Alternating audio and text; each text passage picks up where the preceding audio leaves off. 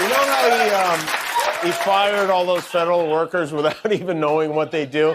You cannot have a low-level district court judge filing an injunction to usurp the executive authority. Well, a judge today ordered thousands of them to be rehired just in time for the government to shut down tomorrow. Things are running like a Swiss clock. You know, there was a time when firing people was the only thing Donald Trump was good at.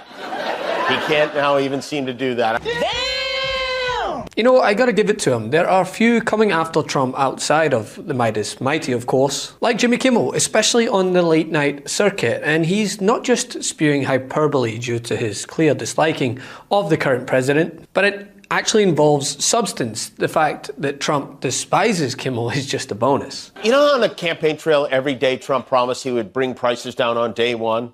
Well, I guess we're starting to finally notice that he hasn't. According to a new poll from CNN, 56% of Americans disapprove of Trump's handling of the economy. And that was before he turned the White House into a Tesla showroom. Americans right now are starting OnlyFans to buy eggs. But it's nothing an unnecessary trade war can't fix. Trump has been systematically alienating our allies around the world. Yesterday, he did Ireland. He's going alphabetically. It's screw you, Australia, Britain, Canada, Denmark, France, Germany. Skip the H, went right to Ireland. And you're next, Japan. Oh, he did Japan already? Well, then look out, Korea. You're the one that's next. Today, Trump threatened to put a 200% tariff on alcohol imported from Europe. That includes wine, spirits, and beer from Europe. And that is particularly unfair. He's making it very expensive to get drunk. He's the reason we need to get drunk. As another week of turmoil, chaos and uncertainty draws to a close, we're left with a lot to process. I mean, there's the whole market catastrophe that leads to some Olympic-level verbal gymnastics on Fox and Newsmax as they try to deflect blame from their fearless cult leader. You know, the man literally sending the market into a tailspin. Getting down to close to session lows. The Dow is down about 540 points.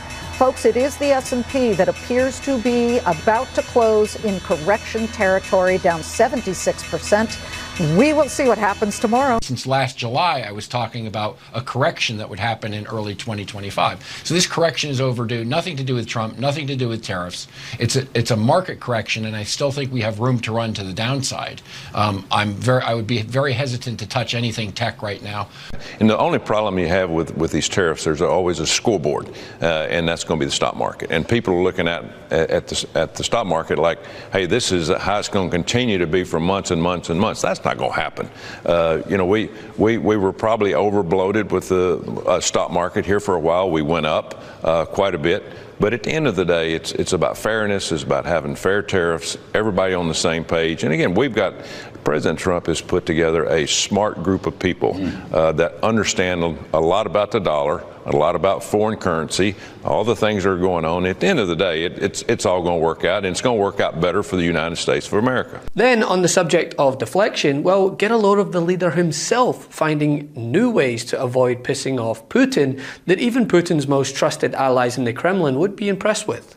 Leaders from Russia and Iran are heading to Beijing tomorrow to discuss nuclear programs. What do you hope to get out of that? Well, maybe they're going to talk about non-nuclear programs. Maybe they're going to be talking about the de-escalation of nuclear weapons, because, I was talking about that with President Putin very strongly, and we could have done something had that election not been rigged. We would have had something. I think I would have made a deal with Putin on de-escalation, denuclearization, as they say.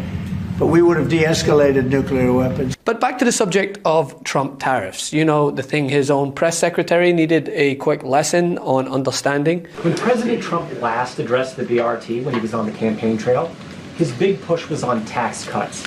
He's going there today as he's proposing tax hikes in the form of tariffs. And I'm curious why he's prioritizing that over the tax cuts. He's actually not implementing tax hikes. Tariffs are a tax hike on foreign countries that, again, have been ripping us off. Tariffs are a tax cut for the American people. And the president is a staunch advocate of tax cuts. As you know, he campaigned on no taxes on tips, no taxes on overtime, no taxes on Social Security benefits. He is committed to all three of those things, and he expects Congress to pass them later this year. I'm sorry, have you ever paid a tariff? Because I have. They don't get charged on foreign companies. They get charged on the importers. And ultimately, when we have fair and balanced trade, which the American people have not seen in decades, as I said at the beginning, revenues will stay here, wages will go up, and our country will be made wealthy again. And I think it's insulting that you are trying to test my knowledge of economics and the decisions that this president has made. I'm now regret giving a question to the Associated Press. Well, Kimmel used a significant part of his monologue to outline the further chaos that Trump is hell-bent on spreading as he comes after, well, the only thing that helps dilute the sound of Trump's voice in my ear, red wine. You know, if you look at Europe, take a look at the EU. We're not allowed to sell cars there. It's prohibitive because of their policies and also their non-monetary tariffs. They put obstacles in your way that you can do nothing about. But if you take a look at what happens, so we sell no cars to Europe. I mean, virtually no cars, and they sell millions of cars to us. They've been going back and forth. White 1. Stay informed, not overwhelmed. Follow credible, nonpartisan news sources to track policies while avoiding sensationalism. Fact-check claims to combat misinformation. 2. Strengthen community ties to build local networks for mutual aid, food shares, child care, to counter instability. Solidarity fosters resilience. 3. Protect civil liberties. Know your rights during protests or encounters with authorities. Support organizations like ACLU fighting legal battles. 4. Safeguard finances. Prepare for economic shifts. The EU said, oh, yeah, we're going to put a 50% tariff on boats, bourbon, and motorbikes from the United States, which is interesting because boats, bourbon, and motorbikes, they're specifically targeting Kid Rock for some reason. Stocks were down again today. The Dow was down 537 points. So far this week, the Dow has dropped almost 1,700 points. But don't worry, Trump and his Secretary of Treasury say the White House is focused on the real economy and they are not concerned about a little market volatility, which is confusing because, previously the stock market was the only thing Trump bragged about more than playing golf. These are all tweets about how great the stock market was under him. If he gets in, you have the greatest depression in the history of this country. Your stocks will go to hell. Everyone thinks stocks, oh, it's rich people. Everybody owns stocks. Your 401ks. Who has a 401k here? That's a lot of people. If Harris wins this election, the result will be a Kamala economic crash. When I win the election, we will immediately begin a brand new Trump economic boom. It'll be a boom. We're going to turn this country around so fast.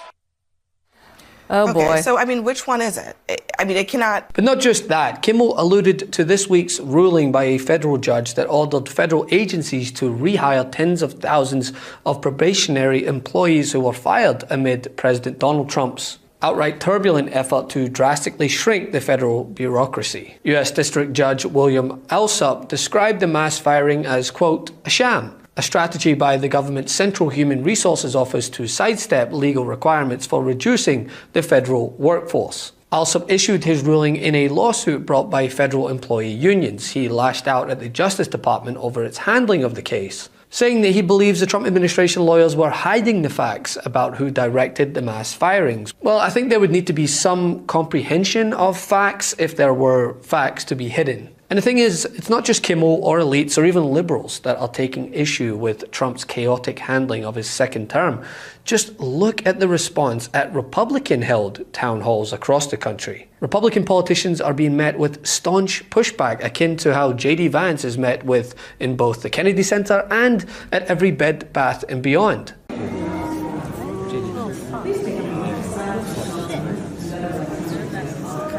Kill that light!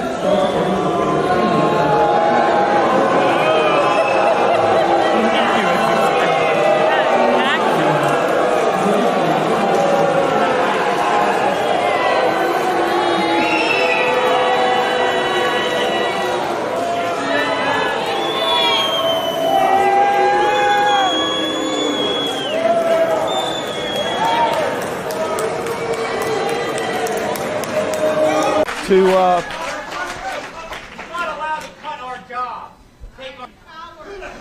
Yep. Do your job. Yep. Stand up to Trump. Do that. You represent us all. Thank you for that feedback. I'm a veteran. To be clear,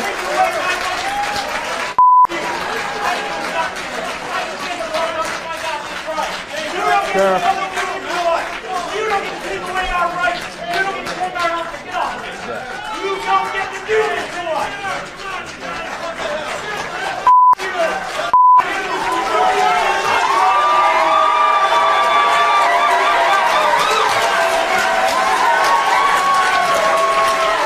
It's clear they're losing ground across the board, even amongst groups that they claim to have overwhelming support, like veterans. And I'll tell you who they really hurt. It's a war on veterans. 30% of the civilian workforce is veteran.